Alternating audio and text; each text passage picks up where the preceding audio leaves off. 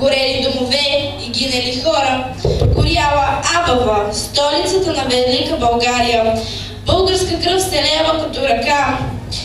Кобратовите синове плачели за народа си и за сестра си Хуба, с която се било случило нещо ужасно. Хазарският хаган Ашина я бе пленил с измама. Да се сражават с нашественика означаваше да осъдят на смърт родната си сестра.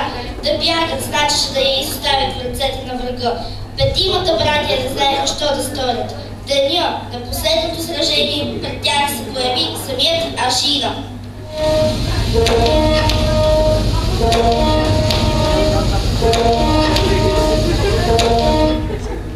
He ordered them to choose either to take his dominance or to leave their lands and to go around the world and look for other master.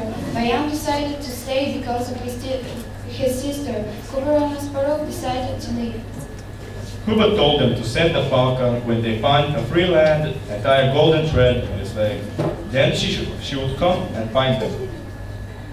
Аз, всемогъщият хаган Ашина, приветствам петимата братя на рода Ду, рода, който разпростря по цял свят славата на голяма, на Велика България.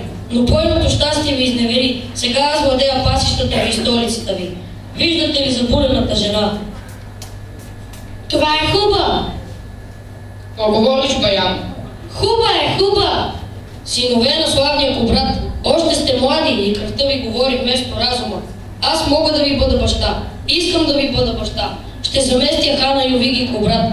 Той ви повели да не се разделяте никога. Затова и пренебрегна правото на първородния син Баян. Той ви закле да пазите като очите си Хуба, вашата сестра.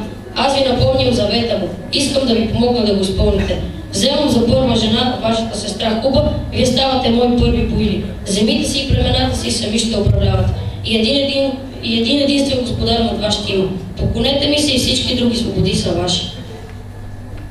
Бягайте! За мене не мислете! Българските племена спасявайте! Бягайте! Аз съм нищожна цена за свободата на българите!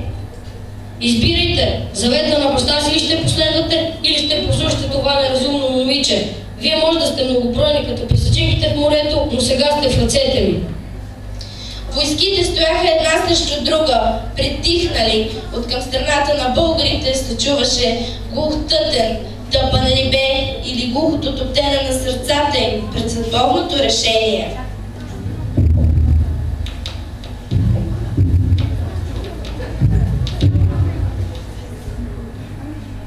Аз съм Баян, син Кобратов. Прекланям се пред тебе, повелители на хазарите. Оставам при сестра си и заради нея ти се подчинявам.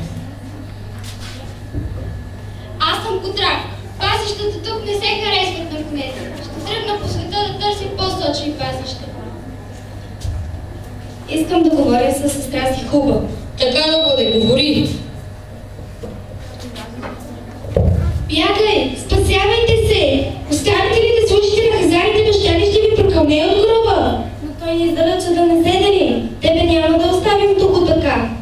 Забравете ме. Името българство трябва да запазите. А аз ще ви последвам. Когато мога, всичко ще направя. Бягай! Спасявайте се! Ами ти? Ще дойда. Кълната си ще дойда при вас, където и да сте. Ще дойда, когато намерите свободна земя за племената ни. Намерите ли вест по Сокол, пратете. Златен колец на кръка му вържете и аз ще знам, че трябва да дойда. Птица ще стана и пак ще ви намеря. Добре, тръгвам, а ти се готви. Вест, чакай, други да поведи със себе си. Чуваш ли? Чувам. Хазарски повелителю, готов съм да ти съобщя решението си. Да чуем решението на белия ходник, най-будния и най-разумния. Не се прекланям, това отсичам.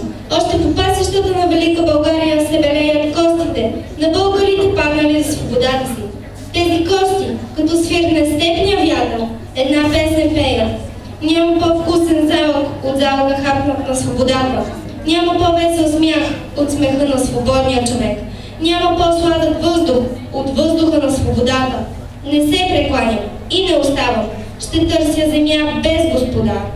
I don't obey. There's no tastier morsel than the morsel eaten in freedom. There's no happier laugh than the laugh of the free man. There's no sweeter air than the air of freedom. I don't bow my head and don't stay. I will look for a land without a master. Цял народ пое по дълъг тежък път. Българска песен се носи над поля и гори. Тя е сплитък от глухите удари на тъпан, от очилата на гайди, от крезгавите провиквания на войн, от звънтенето на кривите им саби, от лай на кучета, от свиренето на кобила, изгубила от погледа си невръстното шребче.